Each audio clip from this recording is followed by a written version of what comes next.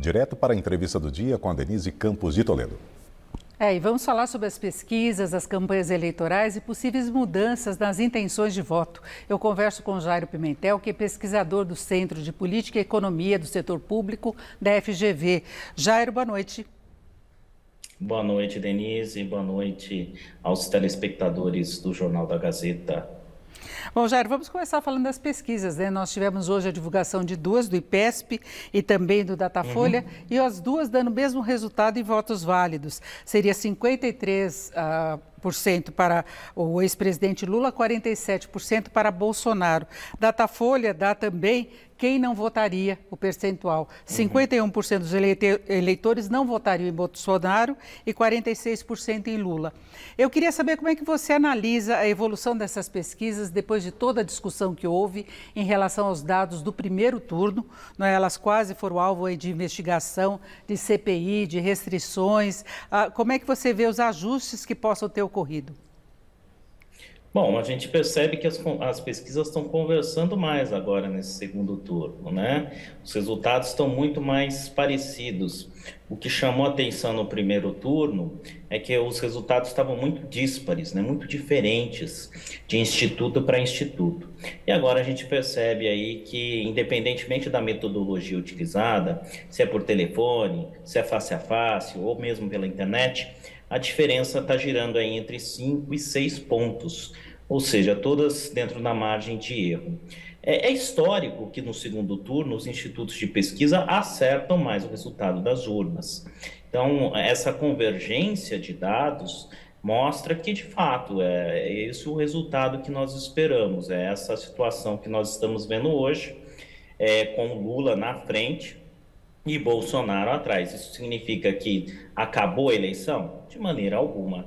Eu acho que essa proximidade de 5 pontos pode ser revertida a depender de, sobretudo, deslizes das candidaturas. Por quê? Porque os candidatos já são muito conhecidos, não tem nenhuma informação nova que possa fazer com que se agregue positivamente na imagem das candidaturas, mas uma informação nova, negativa, pode de fato levar a que um dos dois perca votos e favorecer o seu adversário.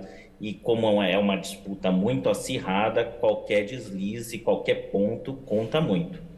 Nós tivemos os apoios todos, a gente teve uma mudança aí, por exemplo, na postura de Lula, que agora está usando branco, até por recomendação da Simone Tebet. Nós tivemos Bolsonaro indo na Aparecida, talvez a repercussão não tenha sido muito favorável em relação aos católicos. Vamos ter um debate no próximo domingo. São fatores que podem influenciar bastante, não é?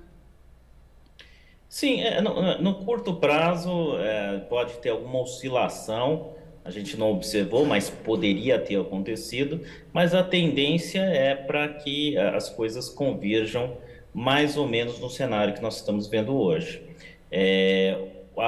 O nível de reprovação, ou seja, de rejeição, melhor dizendo, dos candidatos é que tende a definir o segundo turno. No segundo turno já é de conhecimento público, mais vale repetir, vence quem tem menos rejeição.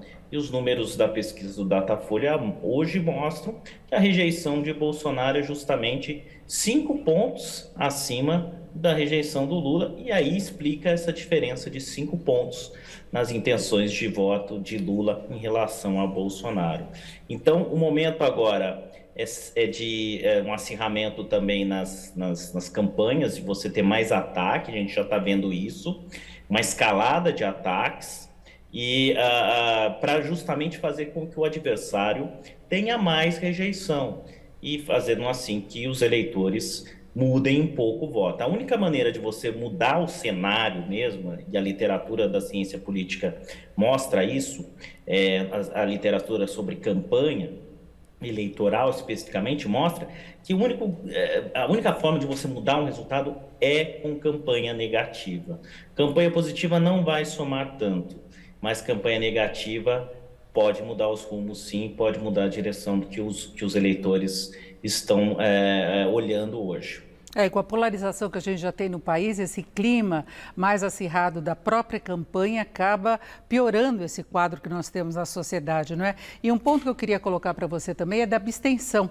Alguns estados já elegeram os governadores, então a votação seria apenas para presidente, tem esses apoios de alguns governadores, apoios políticos. Você acha que isso faz diferença? Olha, a gente se pauta bastante pelo que diz os estudos científicos, né? Como cientista, a gente não observa nesses estudos que haja um efeito do apoio dos governadores ao presidente. Essa coisa de palanque, que o cara tem que ter palanque no estado, o presidente tem que ter palanque. Não existe nenhuma evidência que o governador transfira popularidade. Existe sim o contrário, que o presidente transfere popularidade para os candidatos a governador. E a gente viu isso em vários lugares. A gente viu isso no Rio de Janeiro, com Cláudio Castro, a gente viu em São Paulo, com Tarcísio de Freitas, a gente viu na Bahia, com o Lula transferindo popularidade para o Jerônimo. Enfim, isso sim ocorre, mas o contrário não. Por isso eu sou bastante cético em relação a esses apoios que estão pintando no segundo turno. O apoio do Rodrigo Garcia para o Bolsonaro, ou do Zema para o Bolsonaro. Não é uma tendência, não é evidência que esses apoios possam convergir aí, que possam levar votos.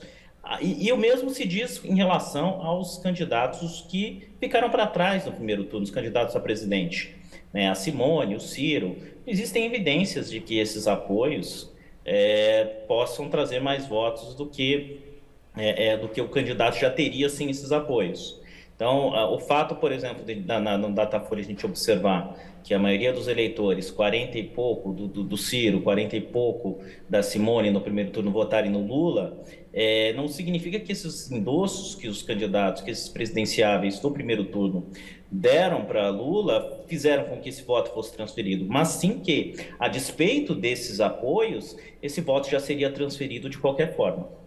Resta ver para quem será transferido, porque possivelmente eram eleitores que queriam uma terceira via e agora terão de fazer uma escolha ou deixar de votar em branco, né?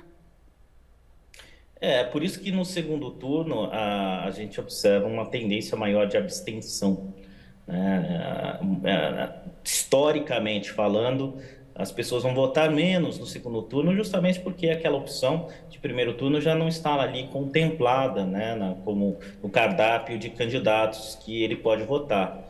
Então, é uma tendência, é algo a se observar também, mas de forma geral, essa abstenção tende, desses candidatos da terceira via, tende ali a ter um resultado mais ou menos igual, e os efeitos não são sentidos nem para uma candidatura nem para outra, nem para quem é mais à esquerda nem mais à direita. Então, não faz tanta diferença também esse tipo de abstenção. O que pode fazer mais diferença em termos de abstenção é aqueles lugares que já elegeram governador e que o eleitor fica menos propício a ir votar, a depender justamente de quão concorrido vai estar a eleição até lá. Como a gente está vendo uma eleição bastante concorrida, acho que a tendência é que a abstenção seja muito próxima do que a gente observou no primeiro turno e os eleitores confirmem seu voto.